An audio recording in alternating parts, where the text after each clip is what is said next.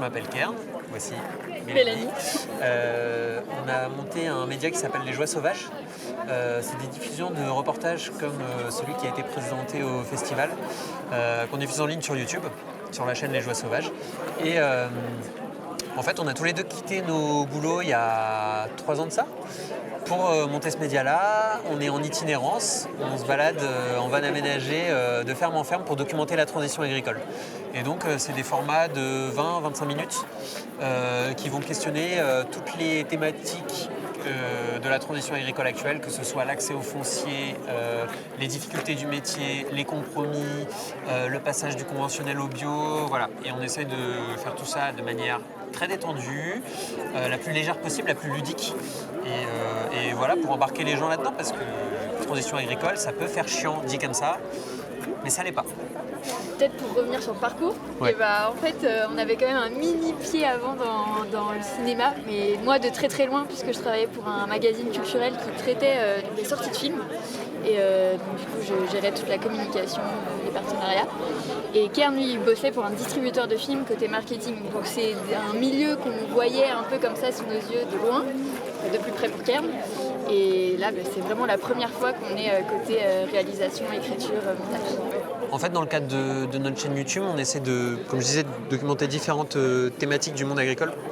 Ici, cette ferme, elle cochait pas mal de cases. Parce que, en fait, c'est une ferme qui fait du bio, mais qui en même temps essaye de massifier au maximum sa production. Ils sont quand même sur 65 hectares. C'est une ferme collective. Ça nous intéressait beaucoup parce que c'est quelque chose qu'on veut questionner aussi. Parce que c'est des nouveaux imaginaires qu'on essaye de montrer sur la transition agricole. Et parfois, ils passent par le collectif. Et c'est une ferme qui se prend le dérèglement climatique de plein fouet, parce qu'ils sont aux portes de la Beauce. Il n'y a que des monocultures de céréales et les sols sont asséchés et c'est très compliqué. Et donc, ils sont en prise avec toutes ces thématiques-là qui agitent le monde agricole. Eux, ils font de l'agroforesterie, ils font des couverts végétaux, ils essaient d'avoir des pratiques les plus vertueuses possibles. Et donc, on a essayé de montrer, juste après la canicule et la sécheresse de l'année dernière, quels sont les enjeux d'une ferme comme ça, leur quotidien. Et voilà. Pour revenir peut-être sur comment on a travaillé en fait avec eux, généralement nous avant les tournages on essaye de contacter la ferme, de faire des entretiens préalables par téléphone. En fait on fait tout à deux, je ne sais pas si on l'avait déjà dit, donc à la fois la préparation du tournage, le tournage pendant une semaine dans chaque lieu, et après l'écriture, le montage, la post-production à notre niveau, et ensuite la diffusion, la communication.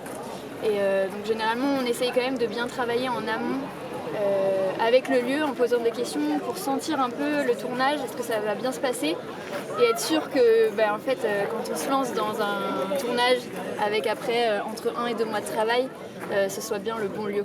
En fait on a toujours quand même une petite matinée ou au moins un déjeuner d'approche qui nous permet déjà de nous présenter, parce que sur les fermes, c'est souvent des fermes collectives qu'on va voir, et donc on a pu avoir 1 ou 2 contacts privilégiés, mais tout le monde ne nous connaît pas encore. Donc ça nous permet de nous présenter, de savoir aussi s'il y a des personnes qui ne veulent pas apparaître dans le champ, qui ne veulent pas participer entre guillemets au tournage. Et ensuite ça nous permet nous d'organiser la semaine, de dire quand est-ce qu'on peut réaliser les interviews, à quel moment on peut assister à des moments de vie. Et une fois qu'on sent bien les choses, donc ça peut prendre un café, une matinée, voire un petit peu plus, là on sort la caméra parce qu'on s'est assuré que tout allait bien se passer. Il y a un enjeu sur la transition agricole de renouvellement des générations avec beaucoup d'agriculteurs et d'agricultrices qui vont partir à la retraite. Donc il y a besoin que de nouveaux publics s'intéressent à ces sujets-là. Et nous, on l'a fait un peu dans l'idée de faire un pont entre les agriculteurs et agricultrices et les gens qui mettent des choses dans leur panier, pour que tout le monde puisse s'emparer de ces sujets qui sont des sujets de société. Et on se disait que YouTube, c'était le format qui nous permettait de viser tout de suite le plus large possible, avec une production répétée quand même de reportages, puisqu'on en diffuse à peu près un tous les 1 mois et demi, 2 mois. Donc voilà, il faut avoir une plateforme de diffusion, il faut créer une communauté autour de ça qui va petit à petit apprendre à nous connaître et apprendre à apprécier ce qu'on fait, et nous aider à diffuser ces reportages au plus grand nombre. Oui, et peut-être pour compléter, je pense que nous on est passionnés de cinéma, on on aime aussi beaucoup ces lieux, mais en fait avec ces films-là, on avait envie aussi qu'ils soient en accès libre en fait, et de pouvoir justement avoir un angle un peu pédagogique, c'est-à-dire pouvoir participer à leur diffusion dans des établissements scolaires, dans des événements qui sont gratuits, et justement pour permettre à la visibilité et qu'il n'y ait pas de barrière à l'entrée, même si le cinéma joue d'autres rôles évidemment.